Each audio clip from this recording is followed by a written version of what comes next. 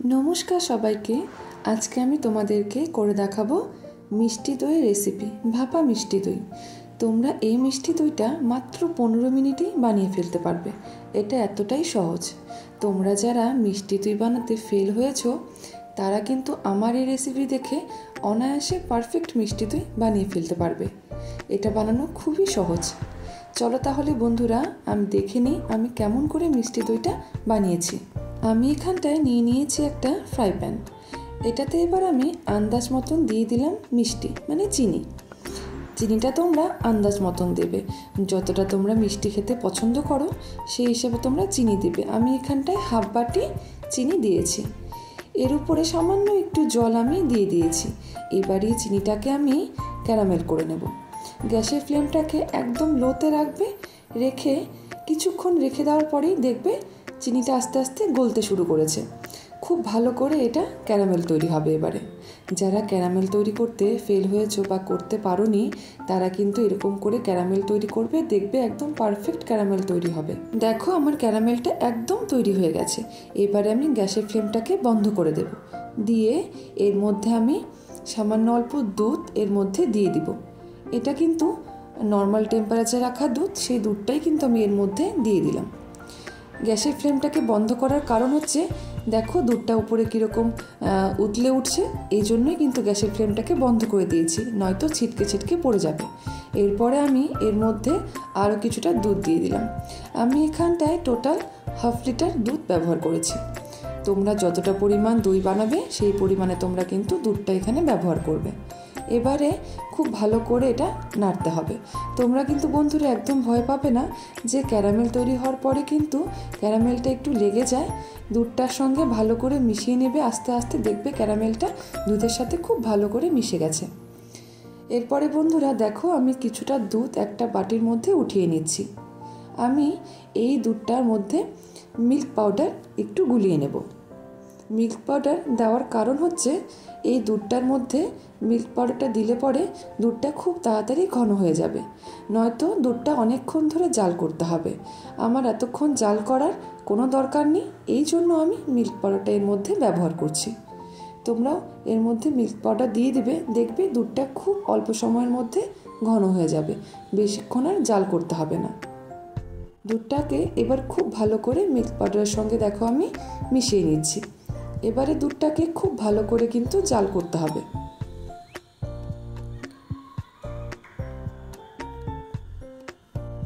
দেখো আমি এটাকে খুব ভালো করে মিশিয়ে নিচ্ছি।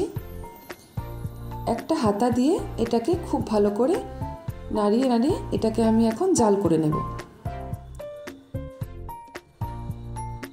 দুধটা জাল হয়ে কিছুটা কমে আসবে।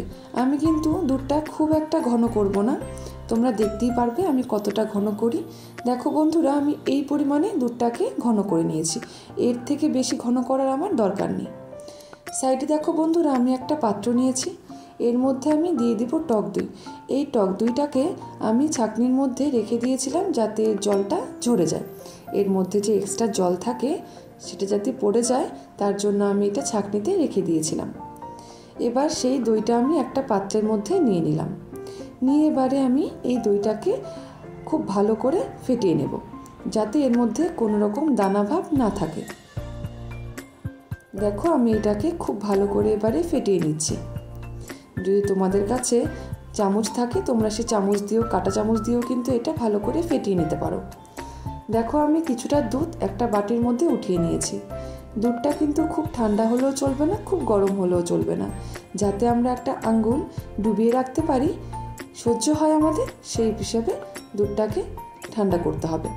এবারে দুধটাকে আমি দেখো এই দইটার সঙ্গে খুব ভালো করে মিশিয়ে নেব যাতে কোনো রকম দলা এর মধ্যে না থাকে। দেখো খুব ভালো করে মেশানো হয়ে গেছে। এবারে আমি যে বাকি দুধটা আছে সেই দুধটা আমি এর মধ্যে পুরোটা ঢেলে দেব। দুধটা দিয়ে দেওয়ার পরে আবারও খুব ভালো করে এই দুধটার সাথে দইটা খুব ভালো করে আমি এবারে মিশিয়ে নেব। এই পুরো কাজটা কিন্তু খুব সময় ধরে খুব ধৈর্য সহকারে বন্ধুরা এটা করতে হবে। এই টিপসগুলো তোমরা মনে রাখবে, দেখবে তোমাদের দই একদম পারফেক্ট হবে। দেখো আমি হাতা দিয়ে এইভাবে একটু নাড়িয়ে নিচ্ছি। দুধটার সাথে দইটা খুব ভালো করে মেশানো হয়ে গেলে আমি এই দুধটাকে একটা পাত্রের মধ্যে ঢেলে নেব। দেখো আমি একটা টিফিন বক্স নিয়েছি, আমি এটার মধ্যেই আজকে দইটাকে বসিয়ে নেব। আমি দেখো টিফিন বক্সটার মধ্যে পুরোটা ঢেলে দিলাম দুধটা। এবার এটার মধ্যে আজকে আমি দইটা বাঁধবো। তোমরা যদি মনে করো এই সময় যেরকমভাবে দই বসায় 7-8 ঘন্টা রেখে ঢাকা রেখে সেইভাবে তোমরা করতে পারো, কোনো গরম জায়গায় রেখে, নয়তো আমি যেমন করে করছি তোমরা সেইভাবে করতে পারো। মাত্র 15 মিনিটই তোমাদের দই একদম পারফেক্ট রেডি হয়ে যাবে। দেখো আমি একটা কড়াইতে সামান্য জল দিয়েছি, জলটার মধ্যে আমি এবারে টিফিন বক্সটা বসিয়ে দিলাম।